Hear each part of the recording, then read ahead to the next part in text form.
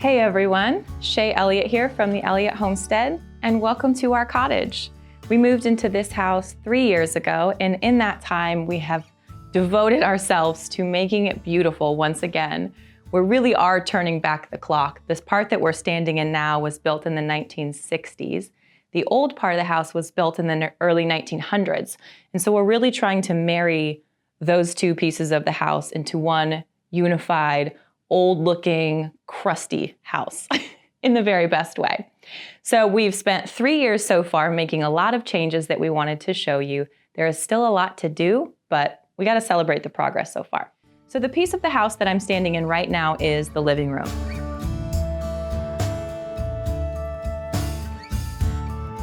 There's just one living room in this house, and it really serves as the social hub. So when we have people over for dinner, or when we're sitting down to read a book as a family, there's a fireplace in here. So especially in the winter, we tend to really gravitate towards this room.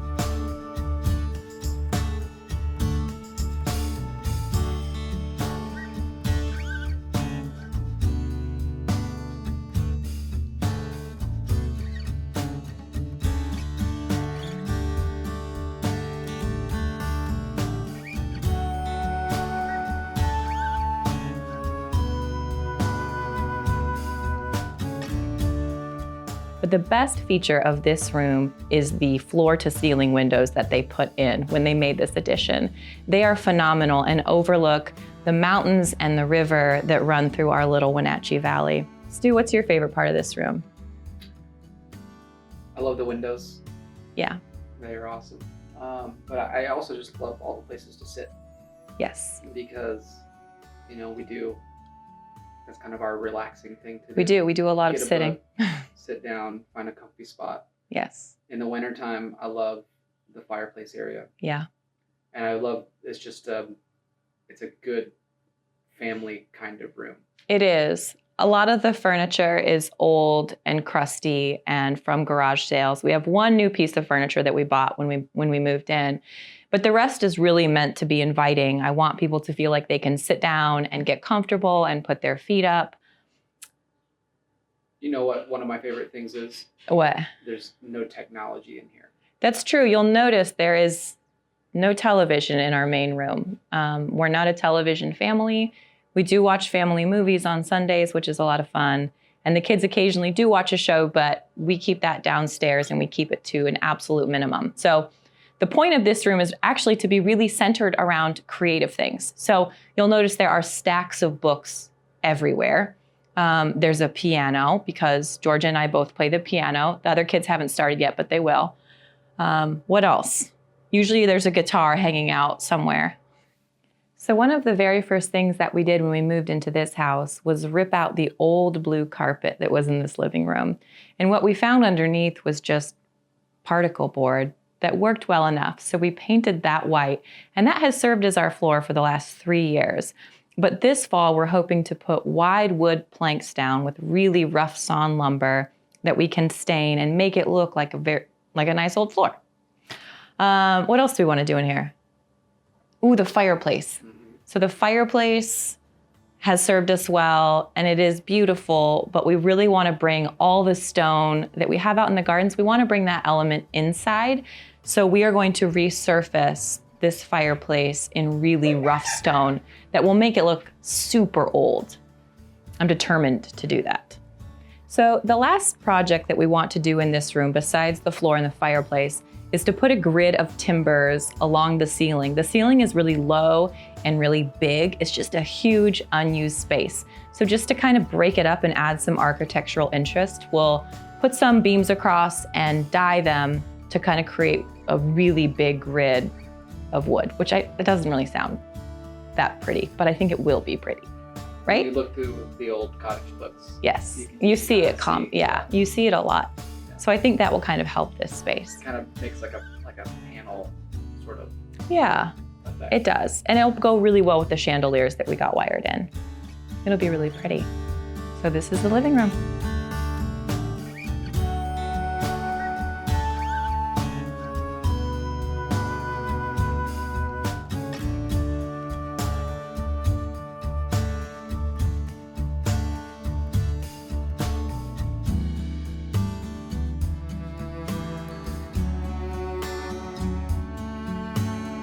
So now we've moved to the dining room. The living room is just 2 steps up off the dining room, and the dining room really is the heart of the home because everything snakes off this one room.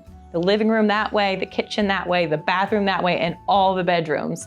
So this room, probably more than any other, gets activity, even more so than the kitchen. It's part of the old part of the house.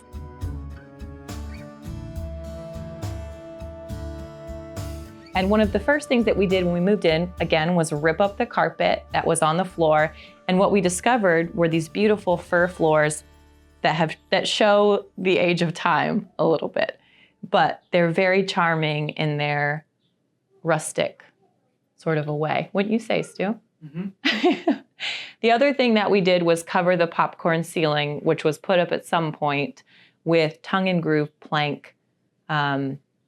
What is it? It's from Lowe's. It's just like walling? Paneling, yeah. Paneling. Yeah, Thank you. That's the word I was looking for. And it really kind of gave the room this old school sort of a feel to it. So I'm really happy with how that turned out. Of course, we changed the light fixture. We put in our table that Stu made us that sits 20.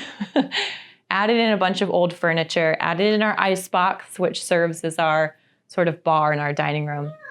What I love about this room is how much character it has. So we replaced old slider doors with French doors that you can open up that go right out into the courtyard. So there's gravel and flowers 1 step away from the dining room table.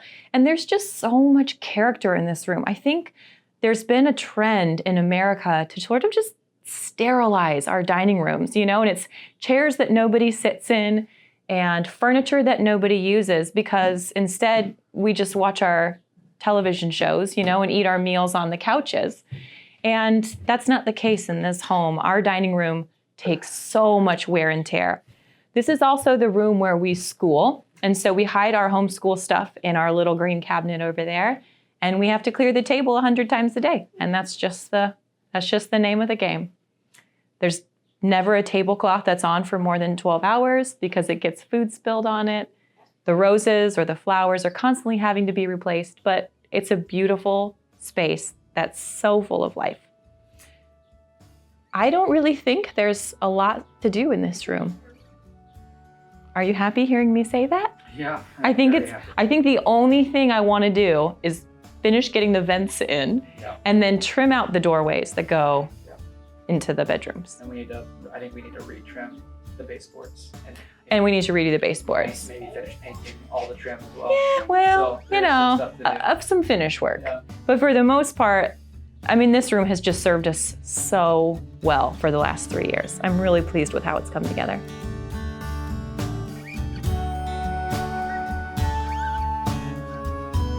So we're still in the old part of the house here. This is the one and only bathroom that we have in our house for our family of 6. And we've adapted pretty well. Everyone sort of knows the rules now. So even though this bathroom looks like it's been here for a while, it did not look like this when we moved in. When we moved in, it was just your standard, plastic shower stall. And wasn't there carpet in here? No, there was linoleum in here. What was on the walls? Just drywall. Drywall. I'm trying to remember even. Maybe I've blocked it out of my memory. I do remember it was really nasty, and I do remember the boys had ruined it. They busted holes in the plastic and torn handles off the shower within just a few weeks. So we needed to deal with this. Oh, and the toilet was leaking all over the floor. So last summer, I'll tag the post about our bathroom renovation below the video. Last summer, we gutted it. We had to rent a porta potty and use that for 2 weeks while we totally redid this space. The bonus of gutting the whole bathroom was discovering the wood flooring that was under the linoleum and the shiplap that was behind the drywall. So we were able to expose these really old elements of the house that had just been suffocated beneath layers and layers of linoleum and drywall for years. So we kind of tried to bring the bathroom back with a theme that felt more fitted to the old house. I love how it turned out. It's our one blue room thus far.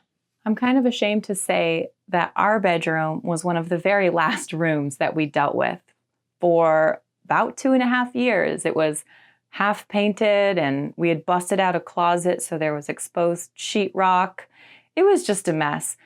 Again, this house is really old, so the bedrooms are really, really small. And so in order for us to maneuver our queen size bed in here, we had to take out the closet that was in here and replace it with this chifforobe. So the chifforobe really forces us to have condensed wardrobes because it only holds so many, obviously, and we share it. So this limits our space. It's very un-American, isn't it? Small bedrooms, no closets, very small storage spaces. It really is dialing back in time almost. But once we did finish our bedroom, we were both so happy with how it turned out. So we replaced the window that was in here with a bigger window and exposed the shiplap that was behind the sheetrock. Then we took out the closet, shifted the bed around, brought in the chifforobe, and redid the trim and just painted it a very clean white. This bedroom looks out over the gardens, so you get a lot of fragrance coming in from the flowers and you get a lot of daylight that spills in. So it always feels really light and airy and clean. So I'm really happy with how it turned out. So the room that's taken us the most time to get right, and it's still not quite there, has been our farmhouse kitchen. When we came in, this was AstroTurf carpet and 80s cabinets and 80s appliances and metal sinks, and it was a really far cry from what we were hoping it could be. So we dove into this about 6 months after we moved in, and it was a ton of demo that brought up layers and layers of flooring and cabinets and dust and dead mice, and it was pretty bad for quite a while. So we began the transformation by taking down all of the cabinets, taking out all of the old appliances, and completely reworking the countertops and counter areas with these custom counters that Stu built from a local mill. Then we reworked the countertops again to accommodate for the LaConche stove that we brought in a few years later. And then we reworked the kitchen again when we built our cooler downstairs so we could get rid of our refrigerator in the kitchen. So this room has kind of gone through this transformation over and over and over again. I think it's roughly the way that it will be now, except we finally got our washer and dryer out of here and put them downstairs, which means we have this big open area. And my dream is to put in a stone fireplace in here so that we can actually cook over, you know, what you cook over. Fire. I think what I love most about this kitchen are the really vibrant green cabinets because they always catch people by surprise when they come in because it's just not a color that you see in our whitewashed world. The floor is also kind of a sweet surprise that we found. So underneath that AstroTurf were layers and layers and layers of flooring. And underneath all of that was this old subfloor that they used, which is actually tongue and groove wood plank. And it just has this really rustic, old feel to it because it is. So yes, I have to get out the vacuum and like vacuum between the cracks of the wood planks. And it always looks a little bit scruffy, but that's kind of the feeling that we love in our house. And I love that because people can live here, people can scruff it up, and it doesn't make it look worse. In fact, it makes it look better. So it's a very personal kitchen. It's very reflective of our family, of our style, of how we use the space. Before we end our tour, we have to take you to the really cool room underneath the kitchen. Now, not many houses today can say they have a proper root cellar, but luckily this one came with our house, so we just had to fix it up a bit, clean things up, move things around, and build a walk-in cooler, and that's what we use as our refrigerator. Shall we? Originally, this was a small door that went down to the root cellar, but we really wanted it to feel a part of the kitchen because we go down there all the time. So we busted out these walls, we still need to take care of the ceiling, and exposed this lumber that we found behind sheetrock. So now it's a really natural flow from the kitchen.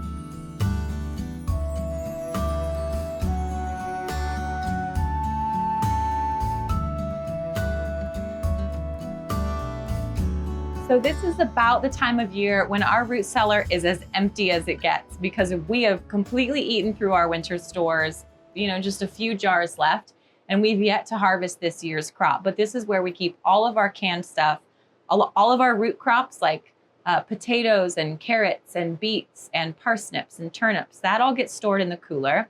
Pumpkins stay in the other room. Herbs and flowers are dried down here. What else? Onions are hung around the room. We've completely eaten all of those. So it's looking a little bare, but that's a good thing. That means we've eaten what we've had, and now it's time for more. So the root cellar is broken into 2 rooms. The first room, we keep all of our pantry items and all of our canned goods and kind of some weird pots and pans that don't really fit up in the kitchen space. The second room is reserved for camera recording equipment and our walk-in refrigerator. Come see.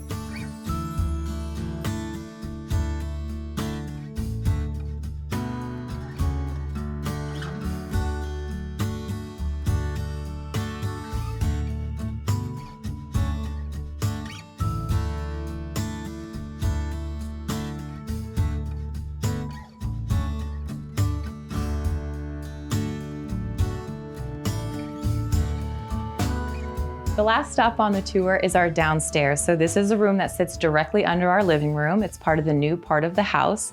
And this is kind of our throwdown family room. It's got a big fireplace, couches, books, toys. What else? TV. A television. Computer. Yeah. Yeah, come see. It also serves as our guest room. Yes. Right now it's serving as a guest room, so we can only show you so much. A man deserves his privacy.